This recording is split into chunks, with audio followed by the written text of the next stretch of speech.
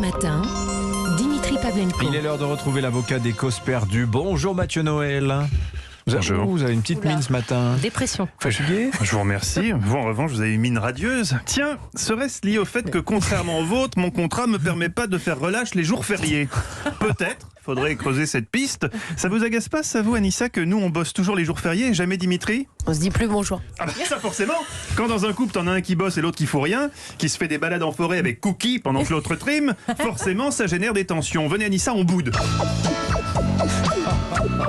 Bon, mais tournez-vous vers moi enfin. Soyez Non, on boude. adulte.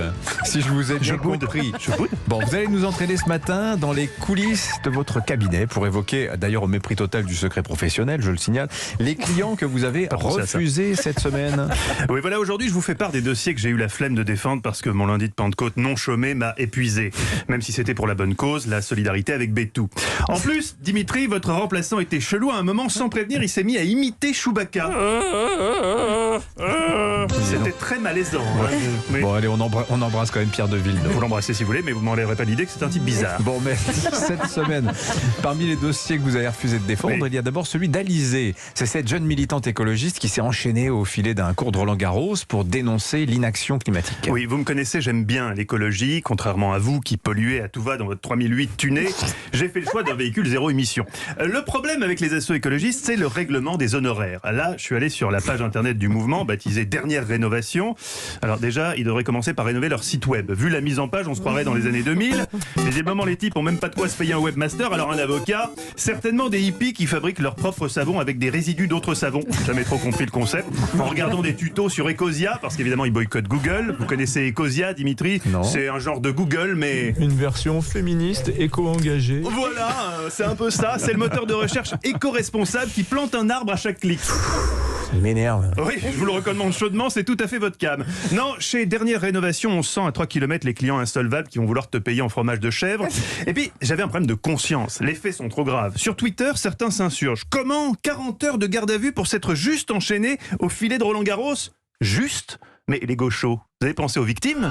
Ces hommes et ces femmes en tribune VIP du cours Philippe Chatrier, dont notre ami Nicolas Bétou, qui ont été pris en otage par ce happening qui a décalé de 14 minutes le match, contraignant ces malheureux, ces pauvres airs à tuer le temps en sirotant du champagne. Ça suffit, vous avez compris, Mais ça oui, suffit. c'est honteux. Tout ça pour dénoncer quoi? L'inaction climatique? Non, Allons, même pas. allons, Vous avez allons. regardé le détail.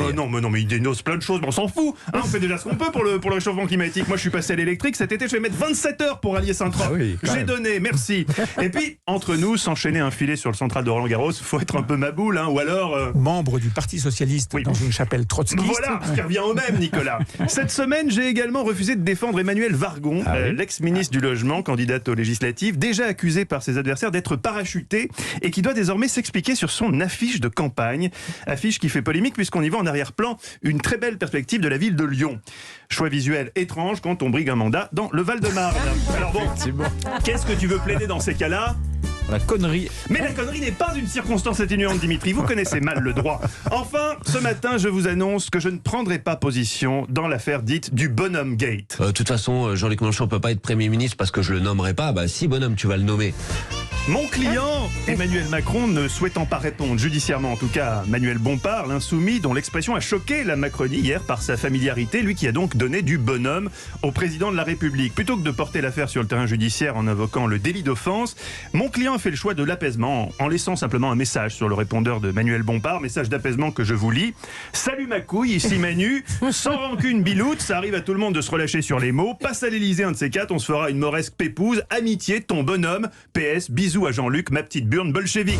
Voilà, pour voir ce que le débat démocratique ne sombre pas dans la vulgarité, bordel de merde. non. Je vous laisse, je vais prendre la déposition de Bétou dans cette triste affaire de prise d'otage au champagne à Roland-Garros. C'est une vraie tuile. Bah oui, mais vous inquiétez pas, on va obtenir des dommages à intérêt vu le préjudice. Ouais, ce que j'ai aimé, c'était la mise en scène dramatique du geste pour le motif suivant. Il faut accélérer la rénovation thermique des Ben bâtiments. oui, il faudrait, exactement. Et mais c'est une belle cause, Dimitri, vous vous moquez. Non, Ça non, je ne moque pas. paralysé j'aurais avec dû la un prénom défendre. d'éolienne. C'est sympathique. Oh là là là là. Merci en tout cas.